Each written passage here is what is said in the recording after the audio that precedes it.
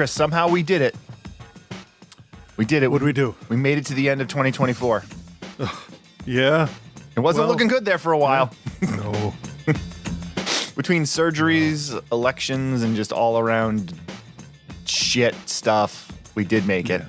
Wish I could say that I was looking forward to 2025 being better, but gonna be honest, I think we're gonna need 3 or 4 years on this one.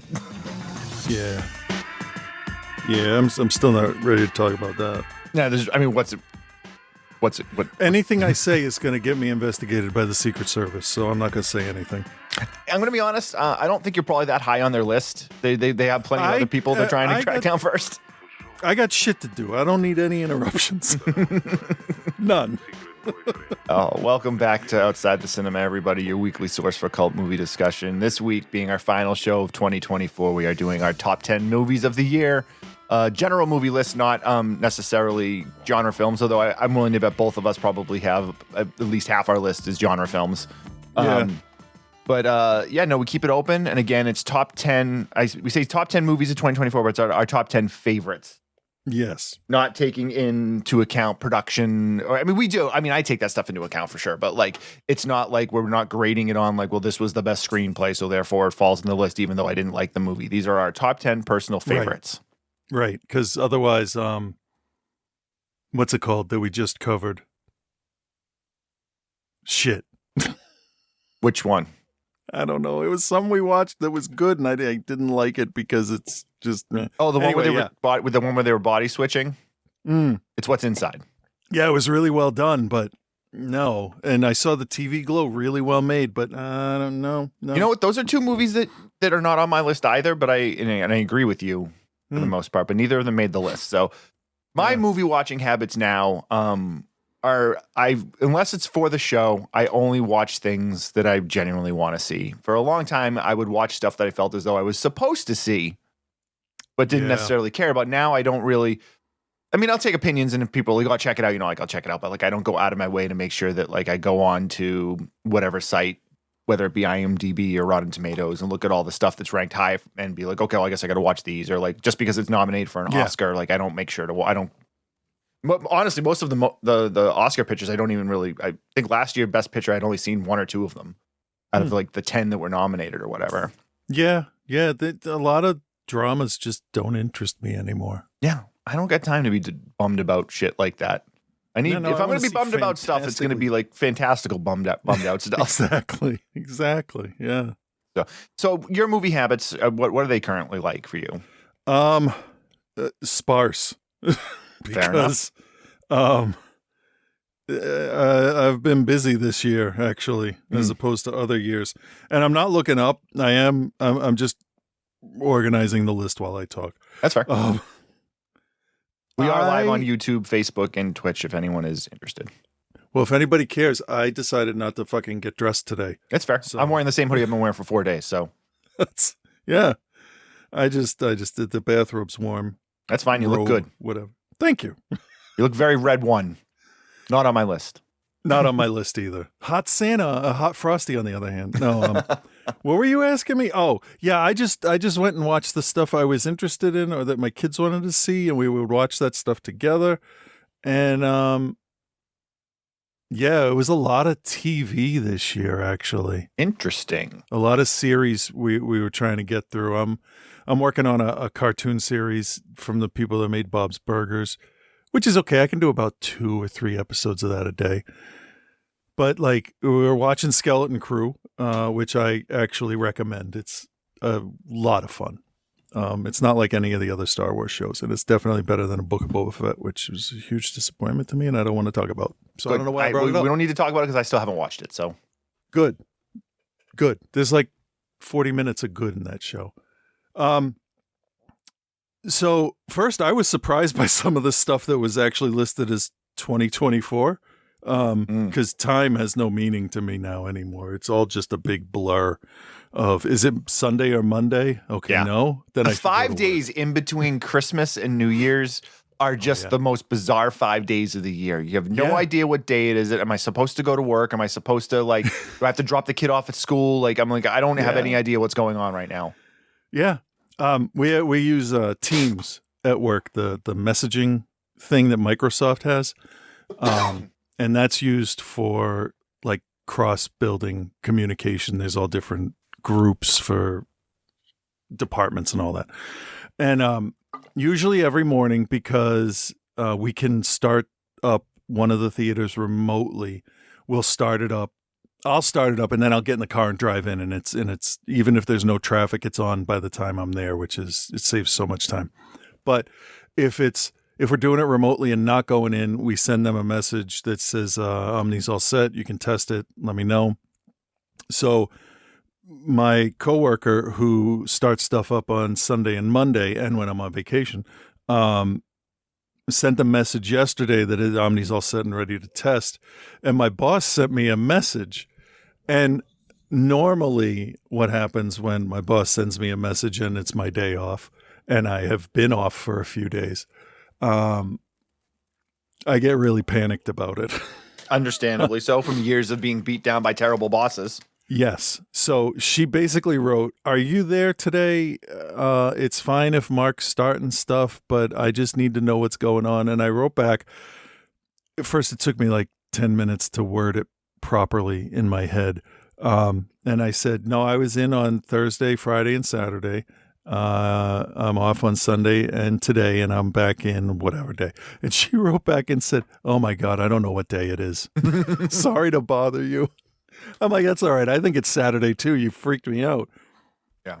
But yeah, even everybody, even people that have much busier schedules than I do and should know all the time what day it is, everybody's lost. Yeah, today's December 30th of the time of recording, just so everyone knows. Is it? Yeah. Okay. Yeah. I checked my phone to make sure. All right. Good. Sorry, good. I'm eating my chewable vitamins. All right. No, I forgot to eat them this morning. But So yeah, so my thing here, I did not see as many as I thought I did that I liked, okay. which is a problem. Let me see. 1, 2, 3, 4, 5, 6. I got 13, and I'm not happy with 2 of them. Okay. So I have 190 titles of stuff I watched in 2024. Just Obviously- 2024? No. Total stuff. Oh, okay. Including okay, everything for the Yep. show. It also includes I will log in like the long form series on there also. Oh, yeah. I would say, hang on, let me give it a quick 1, 2, 3, 4, 5, 7, 8, 9, 10. I'd say I watched 50 to 60. Okay. Yeah, I don't know how many I've actually watched because, I mean, I only went through the list and wrote down the shit that needed to go on my list. Yeah, 50. I didn't keep track in IMDb this year. 50 to 60 of films, not including taking out the like documentary series and stuff like that. So I'm pretty pleased with my list. I had a few films that I would have liked to work into the top 10 that I couldn't. Okay. But overall, I'm pretty happy with my list. So do you want to start? You want to do your number 10 first? 2, 3, 4, 5, 6, 7. Yeah, let me just figure out what that is and I'll be all set. That's fair. 1, 2, 3, 4, 5, 6, 7. So if that's 8, that's 9. And just going down here. Yeah, fuck, we'll do that one. All right. So this one, not thrilled with it. I liked it. It doesn't stand up to the original or the sequel. But just because of personal things that I've accomplished because of these movies, I'm gonna put Ghostbusters: Frozen Empire at number 10. Interesting. If I didn't have the costume, it probably would not have made my list. Okay. It's fun, and I really like what they did, but it's really tough to stand up to the original 2. And I watched 2 a couple days ago, and I like it. It's good. What I told my kids I want them to take all the scenes with Vigo and replace them with Nandor from What We Do in the Shadows, because they have a similar outfit and accent, and that would be pretty funny. Yeah. Oh, real quick, one thing. that I thought was funny. In Frozen Empire, they go through and they show like the kids are looking at old stuff from the 80s and early 90s having to do with Ghostbusters in real life in the movie. And there's the theme song by Ray Parker Jr., there's the cereal, and I'm like, oh, is that the first time that it's been in the movie as something that exists that the Ghostbusters could have listened to? And it's not, because Winston and Ray sing it to Jason Reitman, of all people, at his birthday party in the beginning of part 2. So there's this meta stuff going on in there that is really interesting. I don't know. Yeah, I enjoyed it. I enjoyed it. Maybe that's to explain, like, if extras show up and they have a Ghostbusters shirt on, okay, sure, yeah, that exists, fine. That'd be funny. I don't know. I liked it, but it wasn't the best. I liked it, didn't love it, not on my list. Yep. If that makes sense. So, yep. All right, let's see here. So I'm managing like 3 or 4 things at a time, so just bear with me. Okay, so my number 10, okay, everyone that knows me and knows that I do watch a ton of documentaries. So my number 10 is, God damn it, why can't they just all be muted to start?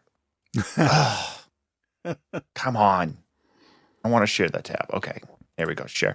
All right, so my number 10 is Yacht Rock, a documentary, which was a Max original documentary made by HBO all about yacht rock. And I will say that when it comes to music documentaries, I'm I set myself a pretty high bar because I know a lot about music. I know more about music than I do about movies at this point. But like, if a documentary can tell me something that I didn't know before about a subject that I'm interested in, like, it automatically gets brought up. And this film did it like 3 or 4 different times. Oh, that's good. Yeah, like how yacht rock became to be a thing. I didn't know it came from a comedy series. I didn't know that. Wait, what series? Yacht Rock. That's where the name came from. That was a TV series? No, it was an early YouTube series. Oh, okay. All right. I had no idea. It was like a sketch comedy show basically about music from this time period, you know, whether it's Kenny Loggins, Doobie Brothers, Christopher Cross. By any chance, do they talk to the guy from Always Sunny? They do not. Okay, because there's a couple of episodes where they have in-depth conversations about yacht rock, so I was just hoping. Because I saw Fred Armisen here, but he shows up in every documentary. Yeah, and he's also like a big-time musician, too. Yeah. So, but either way, so the documentary gives all these facts. Like, another fact that I didn't know, that basically yacht rock is really it was really just like this small group of musicians. It was like Kenny Loggins, guys from Toto, Christopher Cross, Michael McDonald, and like they all played on the record, on each other's records. Oh, because they were all like originally studio musicians that basically like all worked together. So there's a point where they're like, "Hey, we want you to work on this record," and it ended up being Michael Jackson's Thriller. And I didn't know that Michael Jackson's Thriller, the backing band on Michael Jackson's Thriller, is Toto. Okay. I'm going to have to watch this. It's just called excellent. Yacht Rock? It's called Yacht Rock, a documentary spelled DOCKUMENTARY. Oh, fuck them and clever at the same time. Really good, though. Really fun, really informative. They talked to all the big hitters. They talked to Michael McDonald. They talked to Kenny Loggins. They talked to the guys from Toto. They got a lot of great talking heads. They got modern talking heads. Like they got Questlove from the Roots is in there. Thundercat's in there. Like it's really well done, and it's a fun little ride, and it's worth the 90 minutes. Nice. So that is my number 10, Rock, a documentary. Nice. All right, so I'm at number 9, right? Yep, number 9. Yeah. All right, so then I need one here, and then, okay, so these next 2 that I'm going to do can be in any order, but I'm going to start with one that it went hard on, let's see how crazy we can get. And based off the first movie, it's very similar to the original series run, where the first movie is dark and grim and just awful. in a good way. And then you get a couple of sequels down the line, and you get shit like Godzilla belly flopping King Kong by the pyramids of Giza. And is it a good movie? I don't know. But was I laughing out loud in my own house watching Godzilla X Kong? Yes. I bet you were, you sicko. Humans were stupid. The plot was just okay enough where everything, I'm like, okay, fine, crystals, Mothra, I don't know what's going on, just show me more. And it really feels like the Showa era of Godzilla shit right now. Like, if Megalon and Jet Jaguar show up in the next one, it's not even going to faze me because it's this crazy. In the beginning of the movie, they put a fucking video game power glove on Kong. How? I saw it happen, but I don't know how it happened. But to go from King of the Monsters, where he's fighting for his life and destroying cities, to this weird, I mean, Godzilla isn't just hot pink when he overpowers himself. Like, the whole movie feels like neon and hot pink. It feels like it's such a throwback. It's just stupid fun. Yeah. That's it. Yeah. No, I agree with you wholeheartedly. I actually had a really good time watching this. I didn't mention it earlier, but like, obviously when I was laid up essentially for 4 or 5 months because of my surgeries. Yeah. I didn't watch nearly as many movies as I thought I would. I watched a lot of series, but I did make sure to fit in. I rewatched most of the Legendary Monster universe, and I thought this fits right in there. It's not the best, no. But like it's better than a lot of them, and it's like middle of the pack for them, but definitely enjoyable. I like what they did with it. I liked where they're going with it. Hopefully, did you like the Monarch Monsters, the Apple TV series? I got 3 episodes into it, and then I think some other show started up and we forgot about it. I finished it. It's worth finishing. I'm going to get back to it, and I do want to know what happens. It's just one of those like, oh, shit, we got all these other shows we got to watch in no time.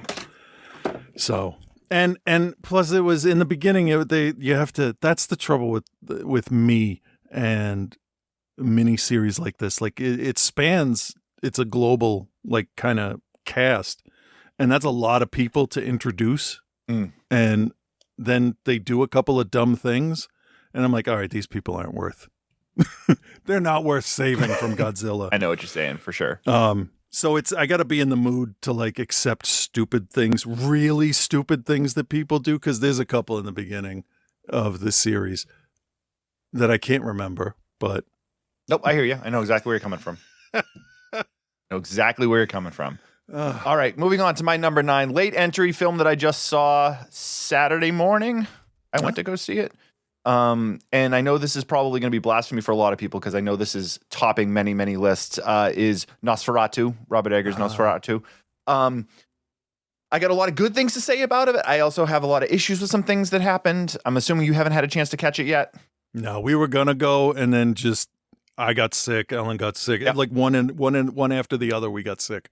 Not even helpful that way. Yeah, no, it's fine. It's I definitely do think you should see it. It is on my list. It is further down my list than I expected it to be. I really actually thought there was gonna be a chance that it would top the list, and it really it's really good in the way that he opens up the storytelling. I think the look of it is incredible. Looking at the way they shot it, where they shot 35 millimeter, but then also the way they did the lighting. A lot of the lighting in it is all natural candlelight or firelight. They did these crazy things to get these really like almost black and white nighttime shots. Like if you're looking at the trailer now, like those shots that like, it's just so drab, and it's a film that is so dark, but yet you can see everything you need to see. Yeah, which is not the norm. That's talent. No, that's real and talent. Like the work that they put into it and the story, like, is incredible. It's too long though. How long is what? 2.5 hours. Yeah, it's too long. They could have trimmed 45 minutes out of it, and it would have been a really tight, sharp, like, incredible ride. I think it's very good. Don't get me wrong. I know it's my top 10 list, but like, right. I expected it to be a little more flowing. There's large sections where like things they grind to a halt. Okay. But like overall, I think the performances are very good.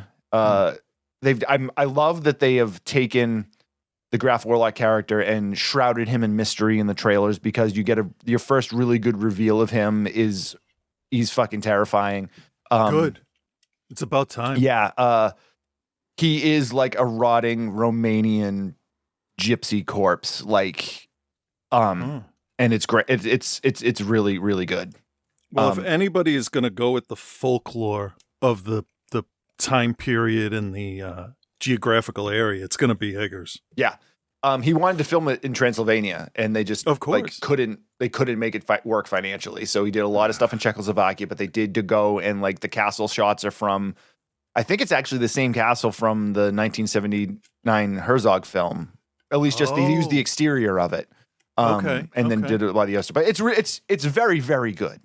It is not top of list good, because I think it does have some issues in its pacing, and it's just a little long-winded, and it's also incredibly, what's the word I want to use? I just had it and I lost it. Pompous, egotistical.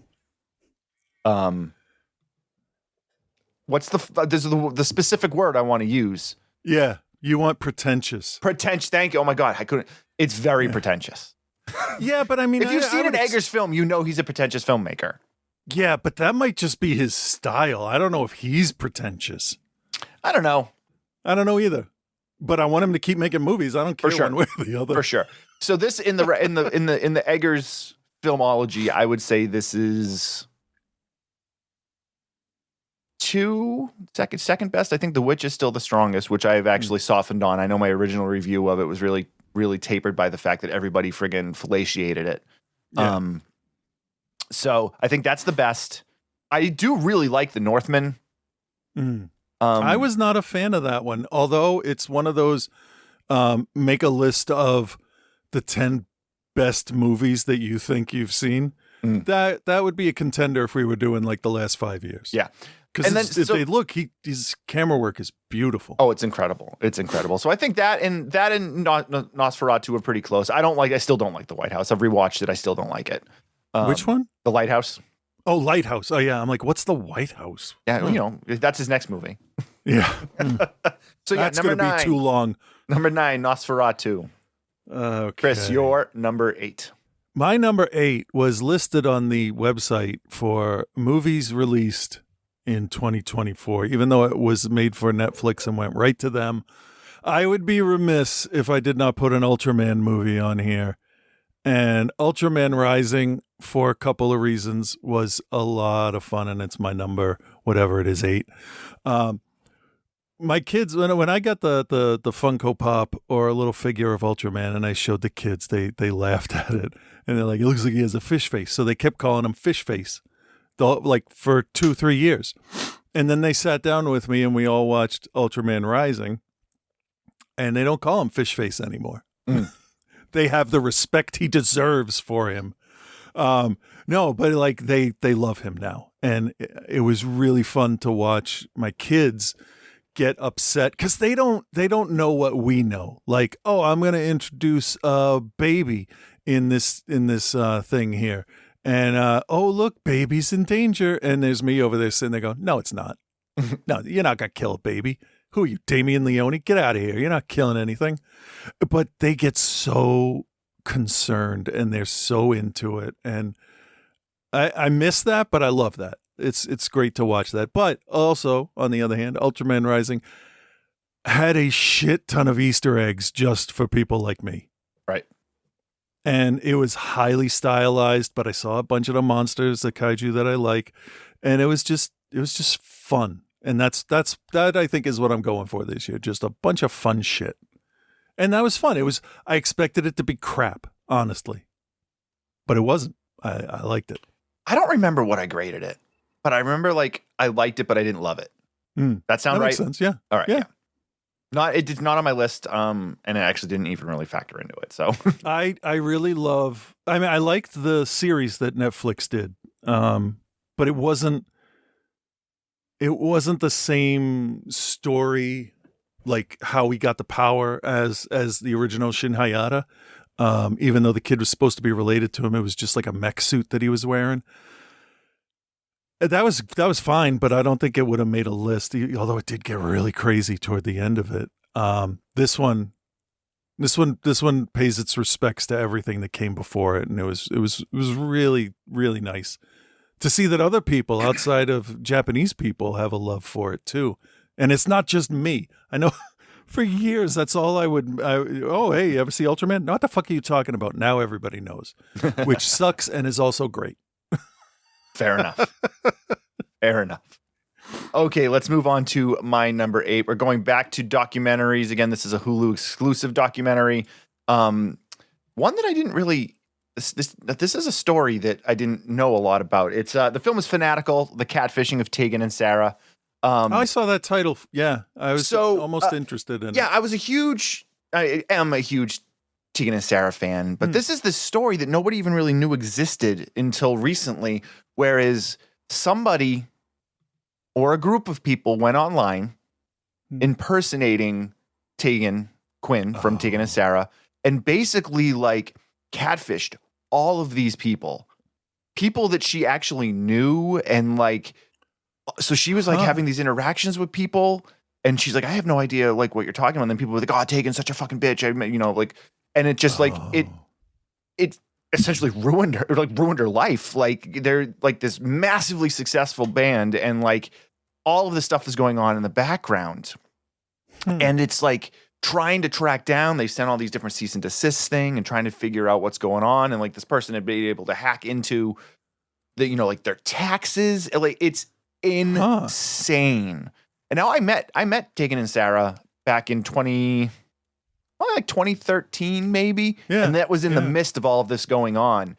And she's talking about how when they would do meet and greets and they would meet fans, it would be like, is this person the person that's doing this to me? Like, so it ruins all of that. It ruins everything. So like I remember having this incredible interaction with them and being like, oh, it was all an act because they were so fucking scared. Like not that it was all an act, but like they were, I'm sure they were thinking about it. Every single hand they shook, every single photo they took, every single hug they gave, like, yeah. And because Tegan and Sara is like massively popular in the lesbian community. I'm apparently a lesbian on the inside because I love all of the music. So okay. But like they're massively popular and it just ruins stuff for them. So what are they doing now? It's still going on. I don't want to give away anything that happens in the movie because sorry, I meant are they still performing? Oh yeah, I don't follow them. So yeah, they are. They actually have a TV series coming out where it's about their like high school days. Oh, interesting. Okay. So it's the type of thing where and apparently it's still an ongoing thing. I'm not going to tell you whether they solve it or not in the movie. You definitely check it out because it's very, very good. But yeah, it's they still perform. They've definitely fallen off in the last few years. Their peak of their popularity was around 2013, 2014. But they're still massively popular. When they play, they still play like good size halls. Like they'll play, House of Blues or like, they'll sell out those shows. Good. So, but yeah, it's called Fanatical, the catfishing of Tegan and Sara, and it is available exclusively on Hulu in the United States. So that moves us to Chris. After we do our sixes, don't let me forget to play the first half of Scott's segment because he sent it to me in 2 and we broke it up into 2. So don't let me forget to play it. Okay. All right. My number, whatever you said it was, is I don't know. It feels like a cop-out. It feels like I don't know. So I'm just gonna Deadpool and Wolverine. That's not a cop-out, I don't think. I know. It feels weird, though, because I don't really unless it's a Spider-Man movie, I don't really put Marvel movies on my list. But this Deadpool and Wolverine exceeded my expectations like every 10 minutes. And it would surprise me with stuff. And it wasn't, not all of it was like stupid jokes or Reynolds being all snide and shit.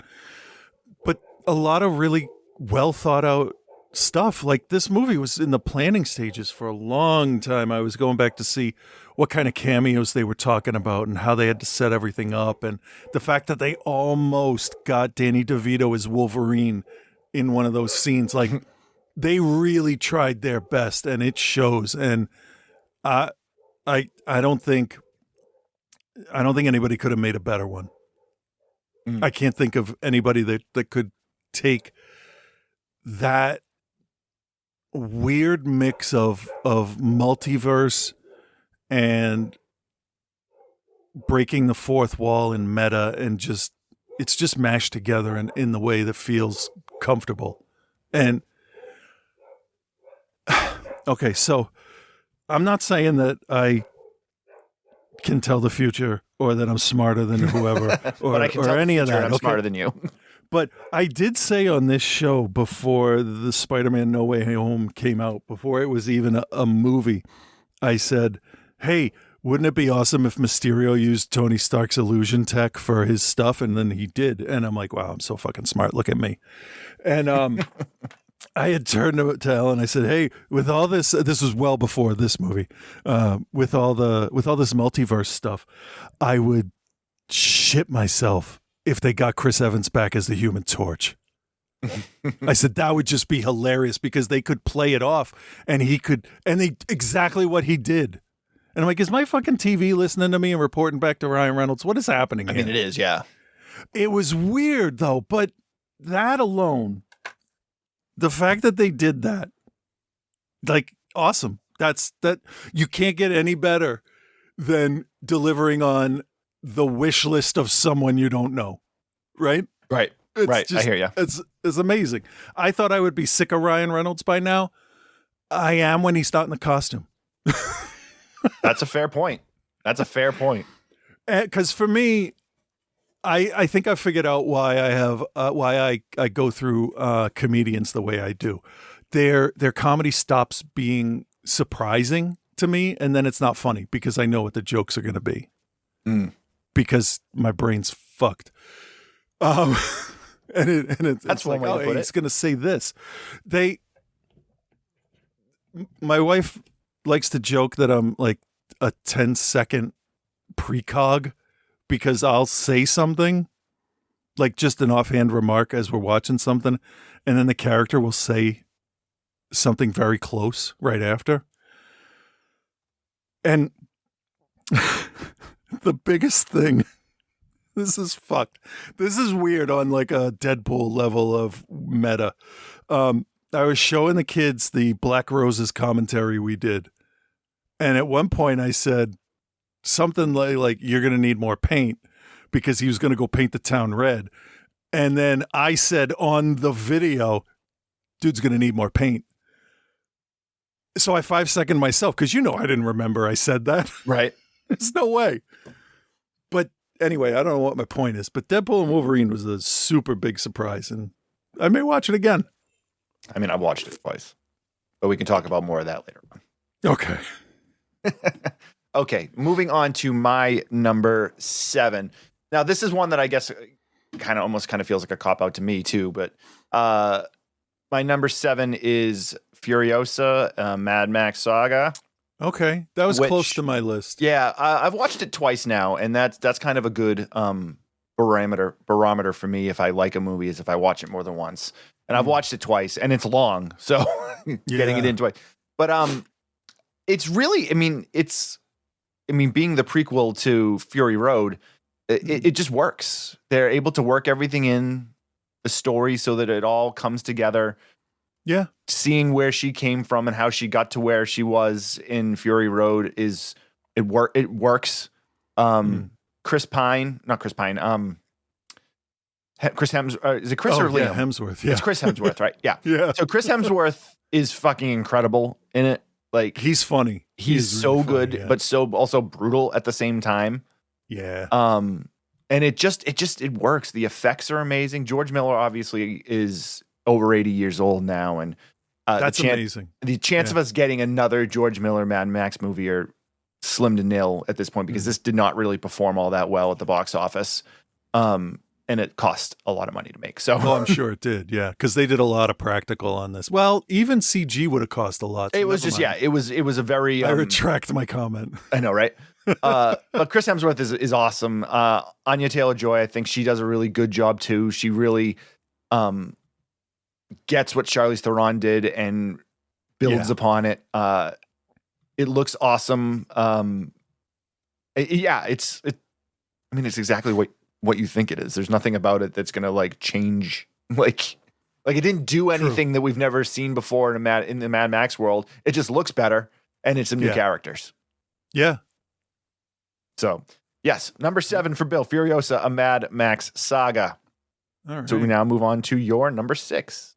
My number 6 is a type of movie I have never had on my year-end list because it's a concert film. Okay. Yeah. You're dipping into the well of Bill. I am, but I'm pretty sure you haven't seen it. Never know. I watch a lot of weird shit. I have a band that I like, and Bill tells me that it's a big fan of for 12-year-old girls. I don't give a shit. I like what I like, and I can't help that, so I'm just going to embrace it, right? Yep. So I'm going to go with Right Here, Right Now with Ghost, starring Ghost, the band. It's a fantastically sounding concert video. It looks great. It's just all around fun. And I think my favorite thing about it is the in-between song stuff when he's talking to the crowd, because his mannerisms and his inflection and everything about the way he talks is so he sounds meek and polite. And I just love that. It's just really funny to me. And it's just, I don't know. I like the style of Tobias of the shiny suit jacket, the frilled cuffs, the slick back hair. It all looks right on him on stage, and it's just fun to watch. It's very he makes a better Joker than the Joker film this year. I'm not watching that. Me either. Me either.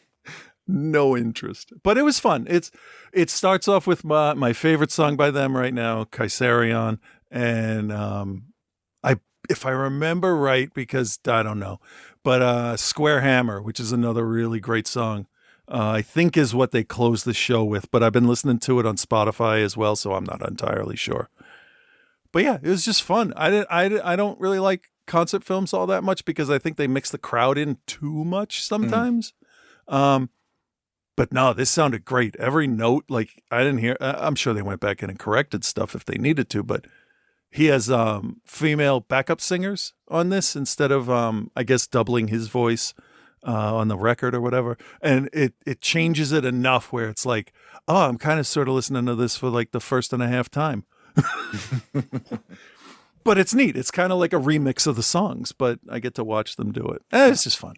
It's fun. See, I like the whole art style of the band. Yeah, I enjoyed the first Ghost record, but the whole shtick wore off on me very quickly. Like, if you're not burning down a church, then you're not, you're not really into it. No, he's pop metal, not death. Oh yeah, they metal, sound like fucking Blue Oyster Cult. Yeah, it's the right kind of music for the right kind of mood for me, and it's just sometimes it pumps me up, and I don't care. I don't care what the fan base is. If I like it, I like it. That's fair. I'm too old now to give a shit about perception. That's well, that's not entirely true. There are some things that I do care about, but music isn't one of them. All right. I guess. So number 6 on mine is actually another music documentary. So I've got 3 documentaries on my list, and all 3 of them are music. Oops. All 3 of them are music documentaries, which is interesting considering how much I watch. But this is the Hulu Disney Plus exclusive Road Diary, Bruce Springsteen and the E Street Band. If you had said to me earlier this year that a Bruce Springsteen documentary would have been on my list, I would have said, maybe that'll happen. Yeah. I like Bruce as much as the next guy, but I'm not like super, super, super into Bruce. But this documentary is great because it's as the title says, a road diary of their first like major tour after COVID. Oh, and okay. The E Street Band and Bruce play huge arenas and stadiums all over the world. But this documentary gives you all of it. They had lost a couple members of the band since, their last like major tours, and like they just go deep, and Bruce narrates the whole thing. There's no sit down interview with him. He narrates it, but there's tons of interviews with all of the other band members, whether it's Max Weinberg or like any of the other members. And it's just, it's just a really touching piece because he talks a lot about how the band is his family and how like without them, he doesn't really know who he is, which is why like whenever he tours, unless he's doing like a solo show, it's always been the E Street Band. Like it's never, he doesn't like, you know, members come and go because and they've been around so long now that, members die. And like, but Springsteen at age 73 or 74 is still like this amazing rock star presence on stage. Like it's ridiculous. A lot of amazing live footage from the US tour, footage from the other parts of the world, like in Spain and stuff. And they talk about like how the crowd, like how it's important to make sure that they're giving the crowd the right show because it's been so long that it's really, really, really well done. And you can tell because like a lot of money probably went into it because it's shot incredible. Oh yeah, You're gonna do that right. Oh yeah. But it is very good, man. It is very good. And even if you're not a Bruce Springsteen fan, I think it's a watch worth putting in because it shows the ins and outs of like touring and how touring is now and how big how many hurdles you have to get through to even like get a tour off the ground. Yeah. So and he does it like at the biggest level, and he's been doing it for 50 something years, and no sense of slowing down. Like no sense of slowing down. No, really. Yeah. Huh. No. All right. So we need to play Scott's list. Wait. I got one thing related to Bruce Springsteen. Go for it. Because I got to bring up his thing anyway. You know how like when we were growing up, it's like, Born in the USA, Russia, Rocky IV, all that shit. So like we have a little bit of reverence for Bruce Springsteen as the hometown hero kind of guy. My kids don't because he wasn't a thing when they're growing up. So he came on the radio and I'm driving and I hear from the back seat, what is this guy saying? I'm like, yeah. I mean, you get older, you get used to singing the songs. It changes because you definitely can hear a difference between how songs are performed early on as opposed to later. And I just thought that was really interesting to see like awareness through different generations or whatever. It's not like I don't play Springsteen, but he's not in a playlist or anything for me. I just thought that was funny that they're doing like the same thing I did for Eddie Vedder. That kind of thing. My personal, why is there so many fucking emails in here? Trying to find Scott. This is like, hang on. While you're looking, the name of that Tegan and Sarah one, what was it? Fanatical. The catfishing of Tegan and Sarah. Okay.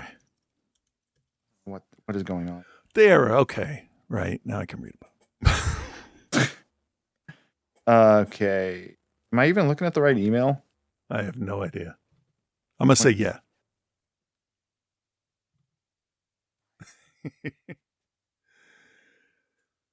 What? Where is it? So I'll start talking then. Yeah. You all missed the music show. None of you watched the music show. And just so you know, we lost the whole music show because we had so many fucking issues with like different Bluetooth things not working and like all this shit that just like fucked everything up. And I'm still recovering from it.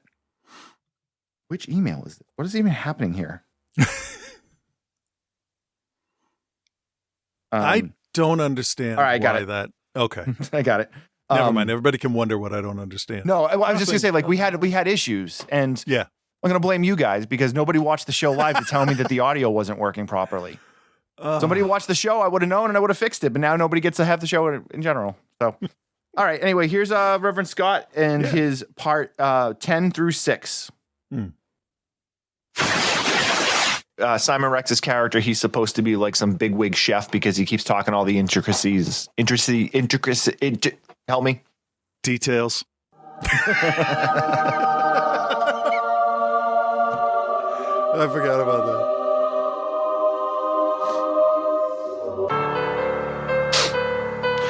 Holy shit. With Reverend Scott. Oh, hey, that woman's nice. I should probably drug her with snake venom. Right. It's great Hey hearing the there, stuff I Bill and forget. Chris. This is Reverend Scott. Yo, fuck that guy. Well, yeah, obviously, but Stupid person. smartest guy in the room. What are you talking about? If he's the only one in the room. Yeah, it's true. And a very happy New Year's to you as well. And as we stare into the abyss and 2025 stares back at us, it is time for us to reflect upon our past year. In regards to movies only. I ain't reflecting on all that other shit I did this year. Because it's very disturbing.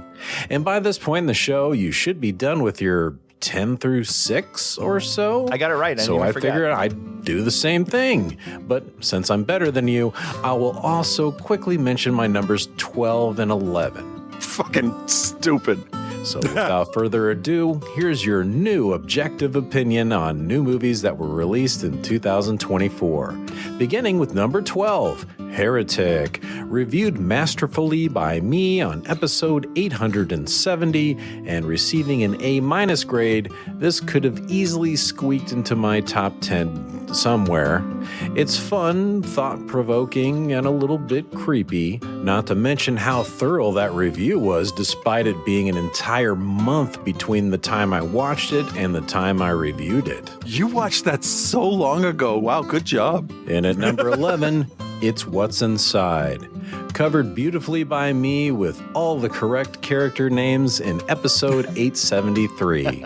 I gave this basically a B+, and that was only a week ago, so I'm not going to say any more. All right, then don't worry about it. And finally, here we are at number 10, a little prequel I like to call Furiosa. Nice. Remember that? I gave it a B+ back on episode 844, even though the general public kind of said I wasn't interested. and ignored this in the theater compared to the original. I thought it worked really well as a lead into Fury Road, and now you do too. And on to number 9, The Bike Riders. I that was gave good, this too. an A- on episode 849. A movie that was made about a guy making a book about real people, about a motorcycle guy that's like, I don't like anybody. and it's gripping, emotional, badass, and thoroughly entertaining. If you haven't seen The Bike Riders, stop the show right now and go watch it.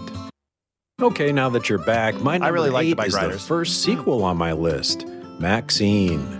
I gave this a That's good, B+ too. on episode 850. Once this movie lets you know, There's something fucked up going on. it never lets up. More so than Furiosa? Obviously, yes, because I put it higher on my list. Stop questioning me. And here's something else you can't question, what my number 7 is, In a Violent Nature. On episode shit, I forgot about 845, this received a B+. Seeing the trend yet?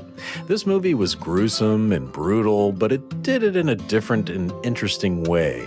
And that made it stand out quite a bit more than your typical slasher in the woods movie.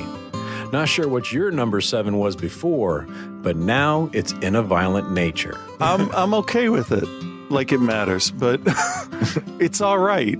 And to wrap up the first half of my list at number 6, we have Terrifier 3. I reviewed this on episode 867 before you guys reviewed it a week later, and it received a B+ from me. This is not a movie that I loved, but I appreciated. Virtually every complaint I had about Part 1 and Part 2 were corrected in Part 3.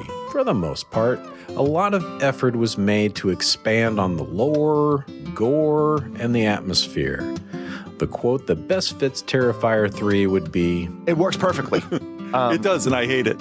okay, that's your new numbers 12 through 6, so go ahead and tell us your 5 through 1 so I can come back and correct you on them later. Or maybe you'll do 5 through 2 and then my list and then do your number 1s. I don't know. It doesn't matter because they're going to be wrong compared to my list. But until then, peace and love, guys.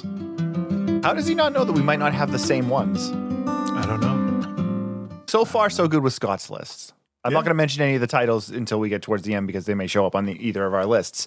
Mm. But, is what it is, right? Yeah. Yeah. All right, Now's a you good time for me to say that if a movie you're thinking is going to show up on a list hasn't shown up on a list, it probably means I didn't watch it. That's I fair. haven't got to it yet. I was thinking after we do the anniversary show, maybe it might be a good idea to revisit, because then we'd have a time to watch some of the stuff that we haven't and like give a year-end updated list. We could do that if you want. Yeah, I don't care. Yeah. Because then I can see Heretic and all the other shit that I really want to watch and haven't got to. That's fair. But let's talk about films that you did watch, starting with your number 5. Here's one. I don't know how many people have heard of this one.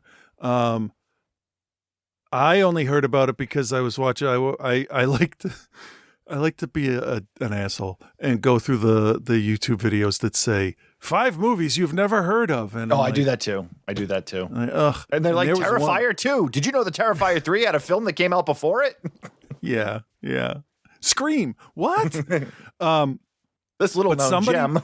Somebody mentioned this comedy. It's not really a horror movie at all, but it's the way it's made, how it looks, how it was done. Everything about this movie is odd, and what it's about is also the title of the film, and that is Hundreds of Beavers.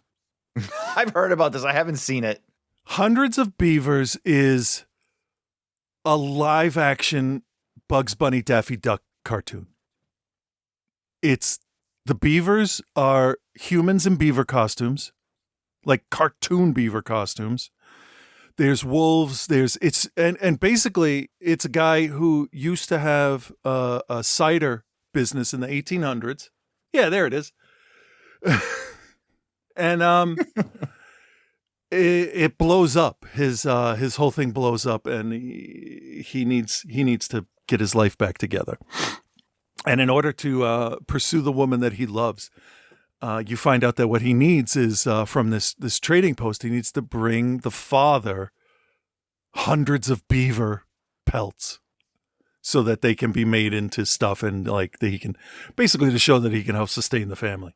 But there's a lot of green screen stuff in it. But the stuff that's outside in the snow is actually outside in the snow. Is it silent, or is it just made to look like that? It's not a silent movie, right? It's just made to look old. Right. Yeah, no, there's audio, but there's virtually no dialogue, which is interesting. For sure. Maybe 12 words the whole time, but you don't need it. Like, you can turn off the sound on a Looney Tunes slapstick one where, talking isn't like a Roadrunner and a Wile E. Coyote. You don't really need, you could play any music while that's going and it'd basically be the same. But it's just like he hand drew a bunch of stuff. There's only one wolf costume, but there's 5 of them in one scene. Like all kinds of stuff. It's so weird, but just as it started to like, oh, they're not going to be able to sustain this the whole time, it shifts and then you're like back into it. Okay. I was really impressed. And it feels like one of like Clerks, like 6 people worked on this. That's the feeling I get. Okay. Yeah, I've heard about it. I know it did really, really well on the festival run because it's such a unique looking film. Yeah. But I haven't watched it yet. That's one I can say out of everything I have on here. That's one I think people should at least give a shot to because it's so unique. Cool. And I can't say that very often. Fair. Yeah. Okay. That's a great pick. So we're going to shift to my number 5, but much like yours, little known film that nobody really knows much about. And it's Deadpool and Wolverine.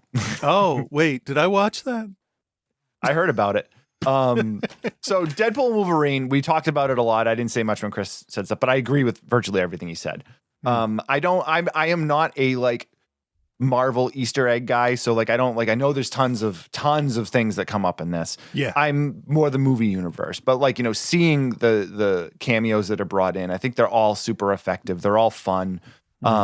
The ideas that they just basically beat the shit out of each other into like the final like fight. Like it's great. It's great. I love it. I love that they were able to seamlessly weave in the Wolverine story of like, and I love the fourth wall stuff where he's like, hey, listen, so when he died, like it was epic and it was amazing. So we're just going to ruin all that right now. Yeah. Yeah. That first scene where he's beating everybody to death with his skeleton is just I am so glad that all the stuff that they basically showed everybody was from the first 10 to 15 minutes. For the most part, yeah. That was really good. I love when movies do that, because if I want to see a movie, I will watch the trailer over and over again. And then when I'm watching the movie, I'm like, oh, that was in the trailer. That was in the trailer. Mm. And then which part is going to be the end of the trailer of the movie in the trailer is what I meant to say. Oh yeah. But I didn't get that in this one. I mean, they barely showed Cassandra Nova in the whole marketing thing. It was just the two of them. For the most part. I mean, and that was what brought everybody in, and the fact that they were able to have all these other, characters that were brought in. It worked. I mean, there's a couple points where it gets a little bloated and stuff, but it knows that it's doing that. So it's not like everything is done super intentionally. But I loved it. I've watched it a couple times now and again. I'm like the idea that if I watch a film multiple times, it's fairly special. I watched most of it on the airplane home from the Dominican Republic. I watched it on Disney when it was first released. And it's one of the few. I only went to the theater a handful of times this year, and that's one of the times I went. So, So my number 5 is Deadpool and Wolverine. Nice. All right, let's move on to your number 4, Chris. Okay, this one is on the list for a personal reason. Not just I liked it. So we're watching this movie, and toward the end, when everything starts to climax, Ellen turned to me and said, "Okay, I understand now." And that for me was huge, because what she was referring to was anxiety's meltdown in Inside Out 2. Okay. And how Maya Hawke was voicing the character on the console, rushing from point to point, saying, "No, if I can only explain this one thing, then they'll understand. But now I'll just do this. I'll make it right." And it was so fast and it was so perfect that Ellen says to me, I understand your anxiety and why you do that now. And that's helped so much. So that movie did more than I have ever done, being able to explain what goes on in my head, because it was a visual representation, and I almost had to leave the room. It was a lot for me, because I'm still coming to terms with all this shit. It's only been like 2 years. Right. It's a little rough inside my head, but that was good, because then I can show other people. I just watch Inside Out 2, and then we can talk, because then you have more of an idea of where I'm starting from. Also, it was a really sweet movie. I enjoyed the first one. I haven't watched the second one yet, despite how massively popular it was. I will say it's not like the other Pixar sequels. This one, this one with her going into puberty in the very beginning, it's a worthy idea for a sequel. I mean, it makes sense that would be the next thing, because your mood changes. Everything changes when you start getting hormones dumped into your system. Absolutely. Yeah. It's definitely one I want to check out, and I just didn't watch it. No, I have no excuse. Is it on Disney Plus yet? What's that? Is it on Disney Plus yet? I don't know. I'll look. But it's one of those movies that you're going to watch, and it's going to be sad but uplifting, and you got to be in the right mood for it. Definitely. Pixar still does that stuff very well. I still go back to Toy Story 3, where they had that scene where all the toys were going into the incinerator. The storytelling was done so well that I was like, they may actually just burn all these toys. Like, they might actually do it. Like, I knew in my head that they weren't going to, but the storytelling was done so well, and the emotional effectiveness of it was so good that I'm like, they may just end this fucking right here. Yeah, there was like 10% of me that's like, oh, okay, let's see how this goes. But then the other part of me is I'm looking around at people in my row, and I'm like, wow, they think it's going to happen. It's fucking Tom Hanks. It's not going to happen. They might do it to Tim Allen. Could they? Not Tom Hanks, though. Yes, Inside Out 2 is currently on Disney Plus. Also, cool. Dream Productions, which is the dreams in Inside Out. I watched the first one of that, and that's really cute, too. Then Riley's First Date is the other one. That's another fun one, because my kids were basically at the point where they were going to start dating when that one came out. So I like the timing on that. They're just nice. It's a nice palate cleanser. Absolutely. Yeah. Speaking of palate cleansers, my number 4 is a film we reviewed on the show a little while back. It has stuck with me. It is still under my skin. So my number 4 is Longlegs. Masterfully done thriller, serial killer type film. I think one of the best ones since like Silence of the Lambs and like Seven. Like it has that, and it has that feel, and it feels important when you're watching it. I think at this point, everyone's seen the Nicolas Cage character, but hiding the Nicolas Cage character in the trailers and stuff, I think was a really smart move. I think the way it's shot is just like looking at like a fucking painting through the eyes of a serial killer. Like, does that make sense? Like, yeah, no, it does. Yeah. Because it definitely has a very cold, clinical documentary feel, but it's like this art piece version of it. Yeah. Yeah. It's got that. What is it, like February? Yeah. It's got the cold, dark feel. It's lots of blues, but then when they're indoors, everything is very like warm and more orange toned, and it's just very, very good. It's nostalgia lighting, basically. It really is, and they do a really good job of not overdoing it. Yeah. Yeah. And it works, and it was scary, and it got under my skin. And then when you start to get the reveals of what actually is going on, I'm like, that's just fucked up. Like I didn't expect it to go that way, and I was like, oh wow. I'm like, this is like darker and nastier than I thought it was, and I already thought it was dark and nasty. So, but yeah, Longlegs is very good. I think it's one of the few films I've seen in the last few years that like really, deserve the hype it got. And I like that it basically didn't really have a lot of the hype until after people started seeing it. Like it wasn't one of those one of those ones that was hyped up beforehand that made people already like Nosferatu is a perfect example. Like there's a ton of people that are probably putting Nosferatu on the top of their list and they haven't even seen it yet. You know what I mean? I understand what you're saying, but I could never do that. Oh no, I could never do that either. So I do, and there's definitely people that do, I guess. But there's definitely people that do that. I watched a video. I don't remember which YouTuber it was. It was a YouTube channel where they were talking about the making of Nosferatu, and this dude is already like talking about how amazing it is, and then he lets slip. And then he lets slip. I can't wait to see it. Oh, and I'm like, dude, like, come on. I mean, it does look nice from the trailer. But he was like over the top talking about how good like. And he's like, it's definitely my most anticipated film to see this year. You fucking asshole. Oh, see, he's missing one word. All he had to say was my most anticipated, and you would have been, that would be fine. All right. Speaking of things that are fine, you're number 3. My number 3 is fine. I'm surprised it's number 3. I didn't even realize that when I put it down on here, but we watched it once, and then I'm like, you know what? I need to see. Let me just hold on. Transformers 1 was really good. Okay. Really good. Like heartfelt and better than any other Transformers movie, on par, probably higher than Bumblebee. Interesting. Yeah, there's no humans in this. So there's no stupid shit.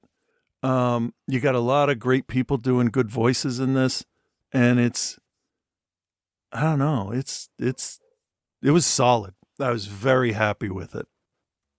Now this was supposed to kind of like relaunch the Transformers like product. Yeah. Like, it didn't do well though. Yeah, but it's so good. That's the problem.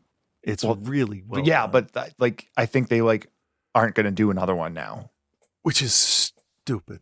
No, it didn't make money. I mean, business wise. Yeah, I know. I didn't see it. I mean, Transformers are not something I have any interest in. Even the feature length films I've only seen, like, I think maybe the first and second one. Not even the Mark Wahlberg one. And I love Mark Wahlberg. So I think I found a Transformer. I watched it because it was all CG, no humans, and it was on Cybertron. So it's, different than all the rest. Yeah, I'll buy that for $1. Industrial Light and Magic did the animation. So it looks amazing. So yeah, it really. And the reason that they look different than the forms, the robot forms that we know of, is the key plot point in the film. But you got Hemsworth, Brian Tyree Henry, Scarlett Johansson, Keegan-Michael Key, Steve Buscemi. Steve Buscemi plays a character I did not expect him to play. Lawrence Fishburne and John Hamm. And John Hamm is fucking pitch perfect in the role he has. Just great. I'm not going to...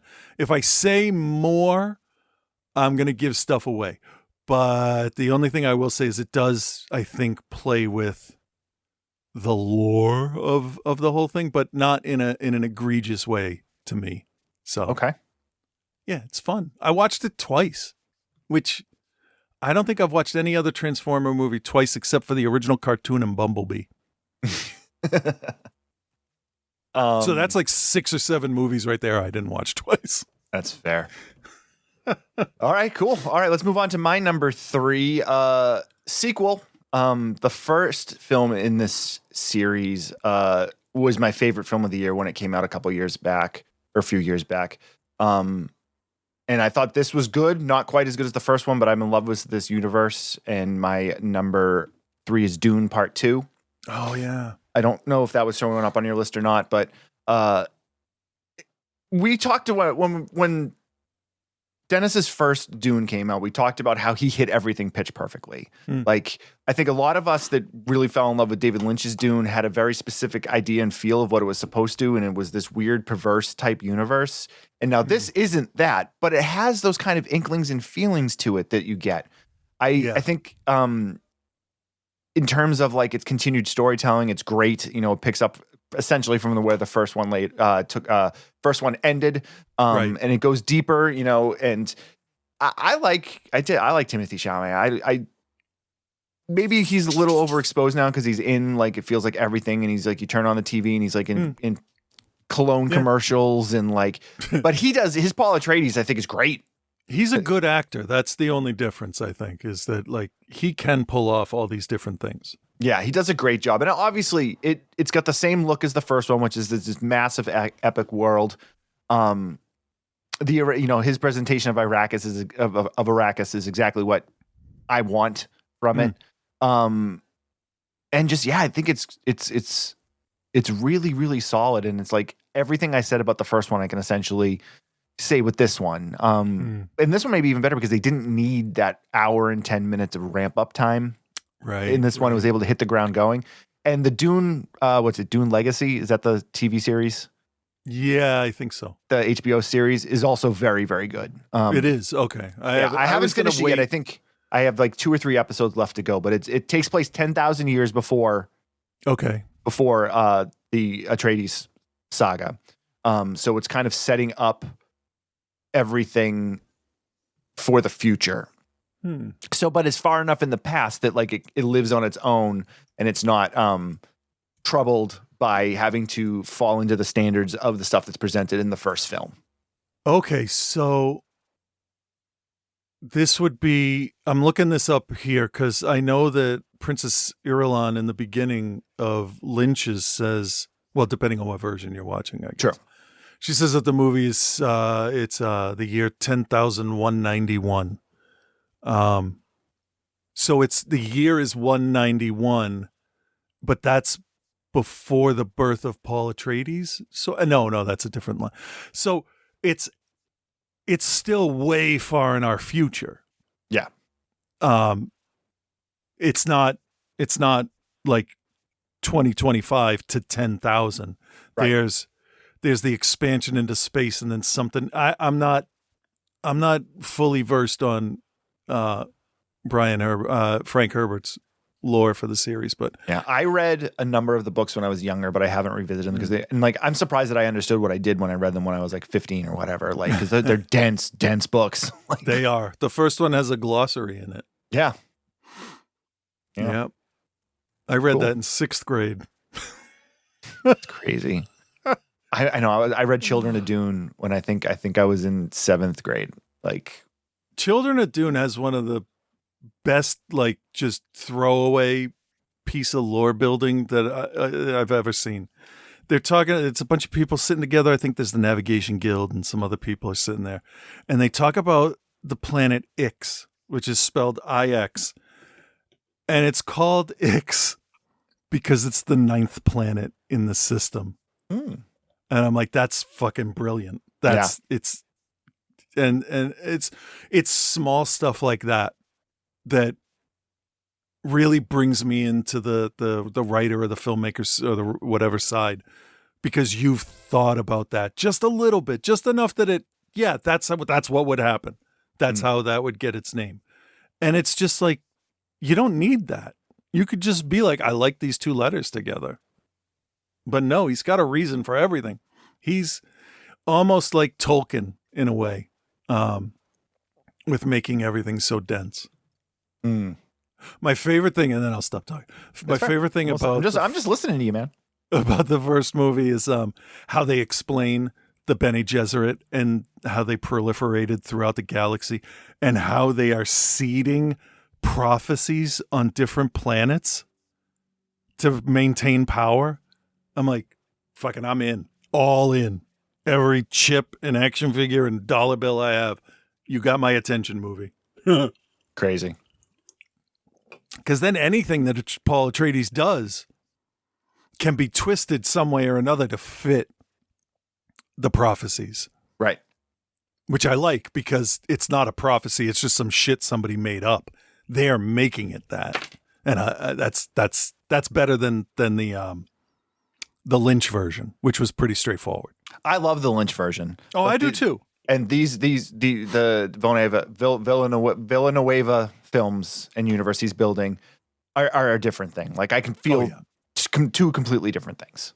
And I love both of them. And I can't wait for part 3, which is going to be 2027, I think they said. I haven't looked that up yet. I don't know. Something like that. It wouldn't surprise me. It should take them a while to do that. Well, and now they got to work around other people's schedules because Chalamet's in like everything. So, right. Doesn't matter. Anyway, so yeah, my number 3 was Dune Part 2. All right. So I'm looking at my list and I'm thinking about your list, and I think I can guess what your top 2 films are. Probably. But I don't want to give it away. I'll tell you if I'm right. Okay. I have the trailer queued up for the next one. Hopefully I don't have to shift and change it really quickly. All right. So your number 2, bud.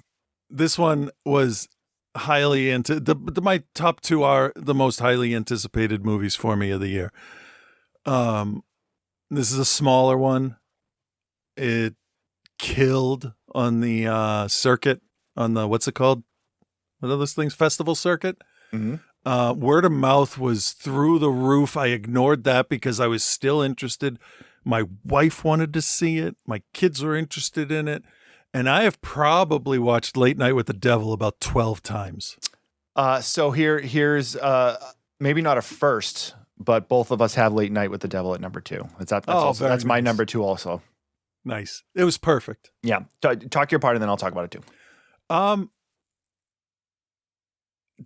don't know where to start on this. It's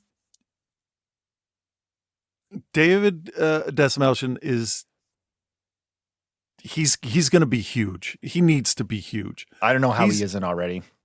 I know. He's so perfect in this role because he can be smarmy, sarcastic, like the on-screen TV host, but you can see that he's broken and there's a backstory or an understory to this whole thing. And everything is really tight and it all plays off itself really well. And there's a lot of visual, not Easter eggs, but a lot of visual trickery or messing with the audience kind of stuff.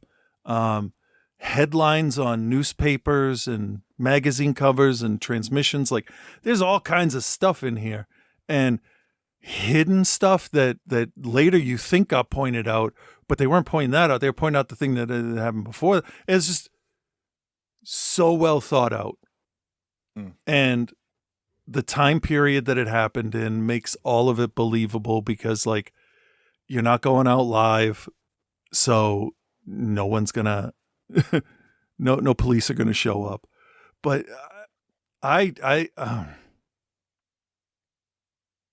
This is going to be one of my all-time favorites. It's just it's the story of a guy who lost his wife and then talks to a supposedly possessed girl on his TV show that's not live. Mm. She was great. The girl, I did not look anybody's name up before this, but she came onto the scene, you could say. And from the moment she like half skips out to her mark and smiles at the camera and then stares, she's done it. She hasn't said a word, and you know there's something off with her. Mm-hmm. And she just keeps going. And it's great. It rewards multiple viewings. I agree. And I do like Christou now. In the beginning, I thought he was kind of overdoing it. But the more I watched it, the more it worked on me as like, yeah, that's how they were. You got to just accept that. And I'm like, okay, fine, I will. Okay. Yeah. So yeah, it's also my number 2. It stuck with me all year. I agree with everything you said. I will mention its presentation of being found footage works because it's professionally shot footage from a TV studio. Mm-hmm. So it doesn't like, you don't get the shaky cam. You get, there's some like the behind the scenes stuff or like B-roll or stuff that they work in, because it's presented like a finished documentary without any like, there's no like talking heads post anything, but it's presented like in a documentary fashion of like, this is what happened. We've never seen this footage before, is what it is. And then the black and white footage behind the scenes, it's his first big show back. Yeah. So there's a reason to be recording back there. So even that was thought out, which I appreciate. Yeah. It's all very, very, very well done. It's something that stuck with me afterwards. I think it's definitely one that should start to fall into cult film favorites. Because it did really well, but it never really cracked the mainstream. Yeah.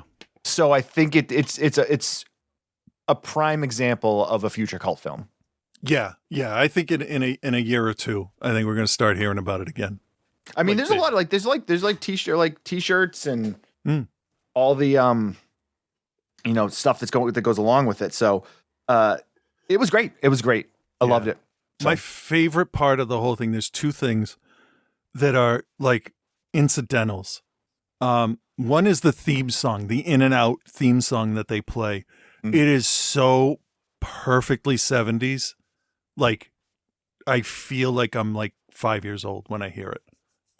It's absolutely perfect.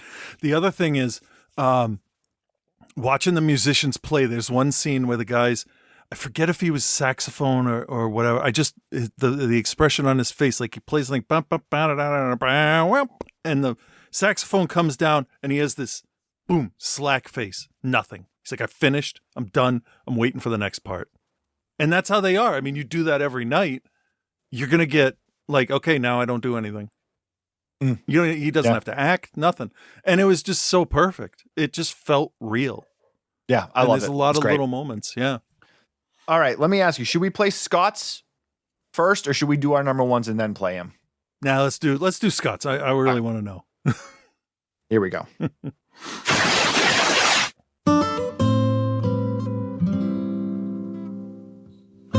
Welcome back to my top 10 of 2024 list. And when I say my, I mean our, because this is now your new opinion. And what in our opinion should be at number 5? Why, that would be Longlegs, of course. I did this as my lightning round of reviews on episode 855, and I gave this a B+. Imagine that. I had described Longlegs as kind of a mixture of the movie Seven and It Follows, but I think you could also call it hot nuns and like devil shit. This was definitely an online phenomenon and well-deserving of our top 5. So what could be even better than that? Well, my number 4 can be The Substance, aka... I don't think this is a sterile environment. Can we do this somewhere else? This was a creative idea executed so wonderfully with just the right amount of humor and sarcasm to balance out the nihilism and Hollywood negativity and grossness. I reviewed this on episode 868, and it's one of the only movies I reviewed to get an A. I mean, besides several other ones in my top 5. The Substance had actors willing to do anything to service this story and visuals. Yeah, just reach in there. Go ahead. Just grab that. Yet, despite all of that praise, it only made it to my number 4. So that must mean, oh shit, top 3 time. The Devil is back again on my number 3, Late Night with the Devil. My review was a lifetime ago on episode 837. This film was another recipient of one of the very rare straight A's for this year. Late Night with the Devil legitimately felt like it was something that I wasn't supposed to be watching. Just show everybody the fucking devil. Look, he's real. This left a huge impact on me this year, and it's definitely one of the most future cult classic movies that we watched maybe ever. So what could possibly top Late Night with the Devil? Well, my number 2 isn't necessarily a better movie, but it was certainly one of the most anticipated films of the year. Being the 3rd movie in a trilogy, Deadpool and Wolverine had a lot to live up to. And as far as laugh-out-loud moments, insane action, and the integration of songs that are still worming their way through my head even now since I reviewed this during my lightning round on episode 855, I think it was very deserving of the A- that it received. But it is the only one of my top 4 to not get a straight A. But that's due to some issues I had with the plot. Which, when you start to think about it, doesn't make any fucking sense. But the rest of the film is so well done with just the right amount of fan service and surprises and an incredibly wild theater experience that I had. Deadpool and Wolverine managed to push its way all the way to the top, number 2. But it didn't manage to top my list, not by a long shot. My number 1, I'm guessing, is still not even on either one of your lists, which makes your number 1s wrong already. From my review back on episode 858 comes 6 jumbled up chapters of violence, seduction, rage, intrigue, and heart called Strange Darling. You'll go from moments of calm, fun conversation to... What the fuck is happening? Back to the realization that things were never exactly what you thought they were. Or were they? No, I'm not sure. Nope, they weren't. I gave this movie an A, but it was the highest A of the year for me by far. Can't say A+, gotta save that for the really biggies, but damn, I really wanted to say it. I suggested you guys review this several times, yet you didn't. And you never said why. And I don't want to expand on that. Fair enough. Fair enough. I again call upon you to review Strange Darling sometime, some way, sometime soon, seeing as how it is now all our number 1s of all the movies that came out in 2024. So that's it for my list, but there were a few other fun flicks that I saw this year that I didn't mention, like Twisters, Oddity, Cuckoo, and Dune 2. They just weren't good enough to be worthy of the list. I'm sorry. You're immediately put on notice of like, okay, there's scumbag shit going on. This guy's apologizing for stuff. So let's get back to your number 1s, maybe? I don't know. Maybe you already did them, but I doubt it. It doesn't really matter because they're wrong anyway. This is just like stupid. So until next year, Happy New Year's and peace and love, guys.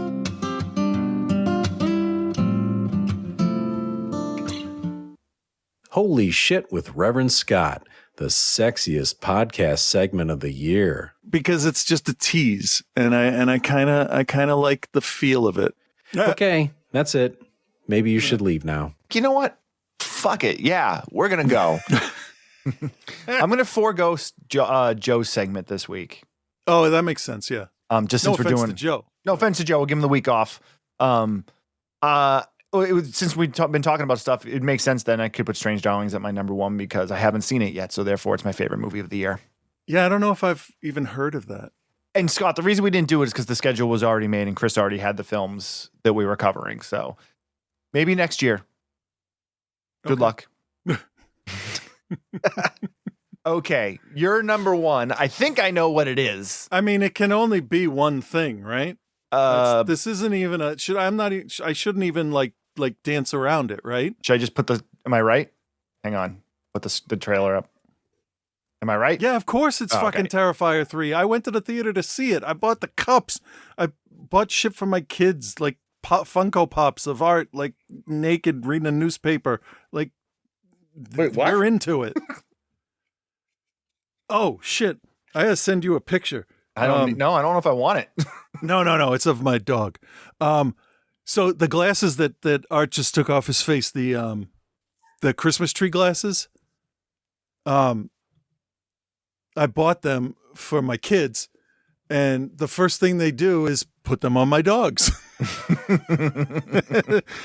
And she looked so cute. Okay, so Terrifier 3. I mean, yeah, it is almost 100% what I wanted. Okay. And I can't ask for more than that. I was thinking about this the other day, like, what am I going to say about this? And I still don't fucking know what I'm going to say, but it feels angry and sarcastic and jokey all at the same time. It's a weird feeling the movie gives off. And I don't know. I like the characters. I like, Sienna. I think she's a great actress. Also a great stunt woman too. If you look into some of the stuff she can do, she did a lot of her own stunts on the film. But anyway, there's a lot of stuff that happens in this that needs to be explained, and I'm okay with that because they're going to create mystery, I hope, and we're going to be good. And I want to see the next one because this really ended on one of those, oh shit, now what kind of moments for me. And it was just so much fun. I've watched it, I don't know, a lot. I put it on in the background when I'm drawing. Like, it's sort of like a mood thing because the music in it is really good. It's got that like heavy synth soundtrack kind of thing. But it also feels like the speakers are blown out. Like it's got this 70s by the way of the 80s, but with modern special effects type of film. I don't know. It's like, this is what he's into. This is what inspired him. And I love seeing people put what they love up on the screen with their own take on it. And I think he did a great job. And yeah, maybe he'll get a little full of himself, but his movie beat Joker, a DC Warner Brothers movie. And it wasn't that Joker movie was real bad, apparently. Yeah, but opening weekend, it should have done better. I think the word got out on that early, and people were just like, the trailers were terrible too. It didn't even like, and then do you know when word got out? When Todd Phillips said, yeah, and it's going to be a musical. Yeah, most people didn't know that though. That's a person that's really full of themselves. Todd Phillips, for sure. Yeah. I'm kind of happy it failed. Maybe it'll put him in his place a little bit. Give him a little humility. You made a movie about a character that doesn't fight Batman.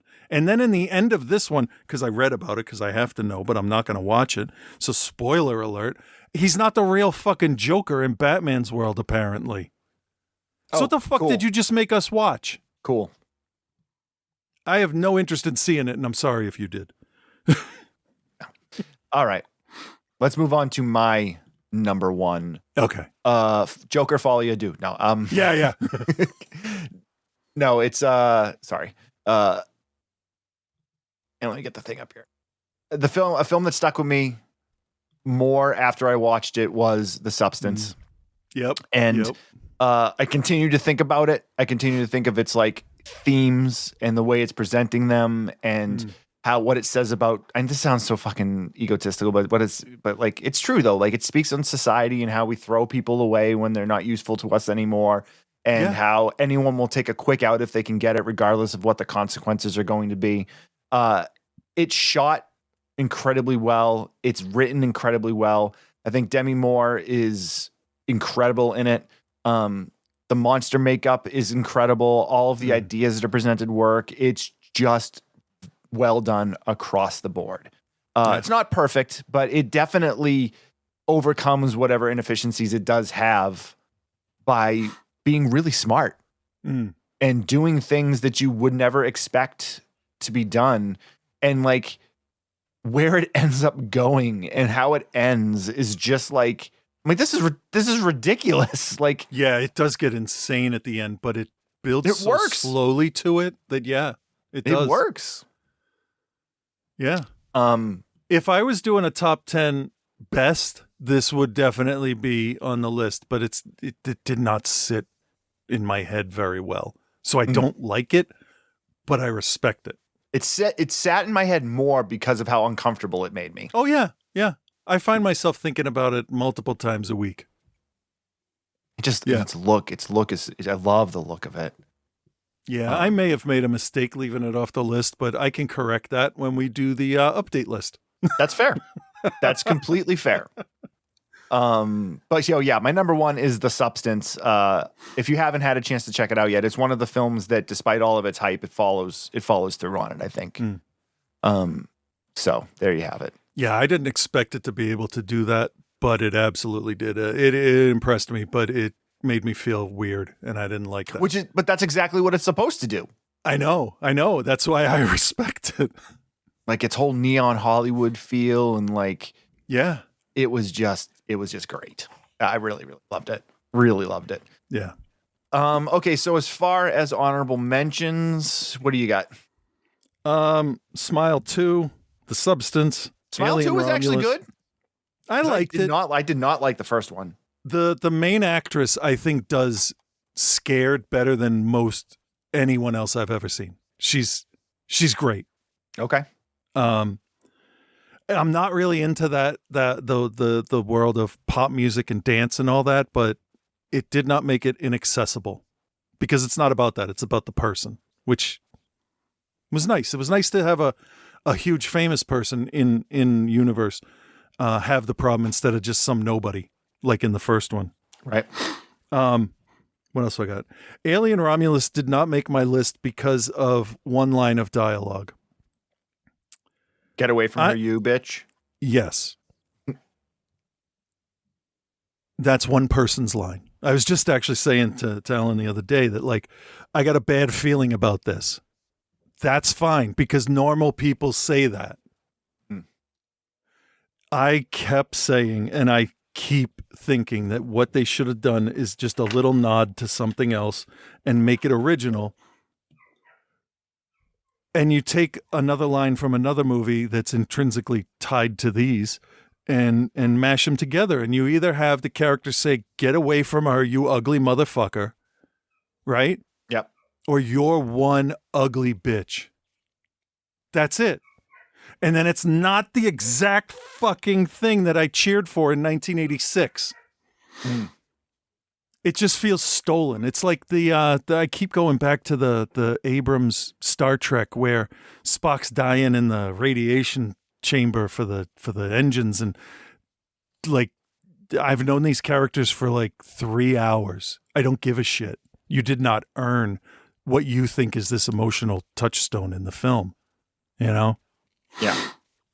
And this movie, Alien Romulus, did not earn that line. No one can earn that line. That's Sigourney Weaver's line.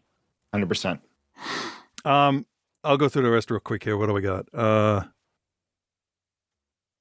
Nothing. That was my whole list. Fair enough. The Substance, did I say this? So yeah, Substance was definitely on there, but I'm not there yet. Okay, that's fair. And if that's fair. if It's a divisive movie for sure. Like I know a lot of people that hated it. It's fantastic. It's not my favorite because of, but that's a compliment to it. So, yeah. Fair. All right. I know there's more. I know there's like some foreign stuff that didn't make the list. But you know, when we do our complete up to date list later, we'll go through that faster, I imagine. But I don't know. We'll see. We'll see. All right. So, some near misses for me. That stuff that's already been mentioned was In a Violent Way. I really did enjoy that. I love that the kind of like new take on the slasher film. I thought that worked really, really well. Yeah. Scott also had mentioned the Bike Riders. I really like the Bike Riders. Of course, The Sin Turn was very good. No, definitely not.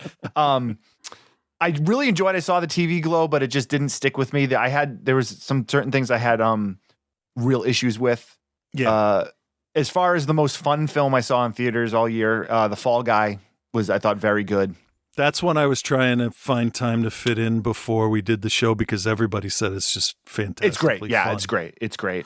I mean, I had a bunch of documentaries. There was the Truth versus Alec Jones documentary on Max that was really good. Oh God, I just yell at it the whole time. No, that's what the movie's doing, basically. Oh, okay, good. That guy can just rot. Yeah. I watched Civil War and I really liked parts of it. Okay. But overall, it's just my biggest issue with Civil War is it refused to kind of take a stance. You know what I mean? Like a South Park episode. Yeah. Whereas I really went into it thinking it was going to be a thing of this is where we might be in 4 years. And it's really not at all like that. And there's no explanations really as to why is Texas and California? Why are they the ones Okay, if they don't answer that question, I'm not watching it. Don't watch it then. Because that's what I want to know. What caused it? When The Purge came out, I'm like, I want to see what happened. What was the first one? They bumbled that one. But at least they went back and explained the first Purge. But I don't know. It's fair. Worst movie I saw this year was Trap. For sure. Worst movie I've seen this year. Yeah, that may be. Maxine, I really liked Maxine. It was my favorite of the trilogy. I just can't get into those. That's fine. I mean, that's why I didn't make my list. Favorite of the trilogy, but not really anything that I'm going to stick with. Abigail, I thought was actually pretty good. Yeah, that's one that's been on the list since fucking January. That's worth checking out. Okay. Just scrolling through here of anything. I watched a lot of documentaries. Oh, the Dynasty New England Patriots documentary they did for Apple TV. I thought was pretty good. It definitely is made by people that aren't Patriots fans, so it's kind of a little bit of a dig there. But Madam Web was also terrible. What was? Madam Web. Oh yeah, no, obviously. Real bad. I didn't even watch that. I've seen enough movies where they make stories about characters in a certain superhero's world, like Catwoman, and then you don't have the reason those characters are there in the first place. What are you fucking doing? Yeah. The only one that made sense was Kraven. Kraven could have a backstory and you can build him up and make him seem dangerous and like a lethal hunter and all that stuff. But you bumbled that too. So all the other villains, I think you can do in a Spider-Man movie, but Kraven, you could have done well, and it could have been done separate. And at the end, big game hunter, he's like, and now there's nothing left to hunt. And then his assistant will throw the bugle down there, and it'll say, who is this Spider Menace? And he'll be like, oh, I'm going to get that fucking guy. Something. I don't know. Just don't make movies about villains without their fucking heroes. Yeah, no, I get it. All right, last one I will mention, Azrael, which is not a lot of people talked about that. It says Samara Weaving in it. It was very good. That's what I was hoping. Not much dialogue in it at all because it's a whole thing. Whereas in the future, now, whatever happened, people just don't speak anymore. But I thought it was very good, and that's why you should check out. It's on Shudder. Good. Samara Weaving, I think, is fantastic, and yeah, she's really good in this too. Keeps getting better and better. That was one too that I'm like, oh, that looks really interesting. I like the idea, and she can deliver a solid performance. And then every time I'm like, I should watch that, I'm like, I am not in the mood to watch these depressed people yell at each other with their eyes. Definitely no yelling. Yeah, there's definitely no yelling at each other. But it's good. No, make sure you check it out. Definitely worth watching. Yeah, I have a list, and it's just like, when the fuck am I gonna have time? Dude, I hear you. I hear you. All right, I think that does it, man. Right? Let's play the music. Yeah. So, Joe, we'll play the segment for the next Tremor segment next week. Just makes sense. So, thank you guys for hanging with us. If you would like to join the Patreon, go to patreon.com/outside the cinema. Join there. All of that money helps keep the show alive, pays the bills that the show creates, and then also gives us money to fix things when we need to, which my mixer apparently needs to be fixed. So, yeah, it might be soon, huh? Very cool, right? No, not at all. You can follow us on Instagram at OTCBill at Cthulhu. We have a Facebook group that is there if you would like to check it out. You can follow us on Twitch and those places to see when we go live. But that's pretty much it. So last show of the year. We'll be back in 2025 with some stuff. We got about a month or so before we do the anniversary show. And we'll try to keep it going for you guys. Yeah. Sound good? Sounds good to me. All right, everybody have a good new year. We'll talk to you next week. Surrounded by secret boyfriends, petty jealousies, orgies, and lesbian games.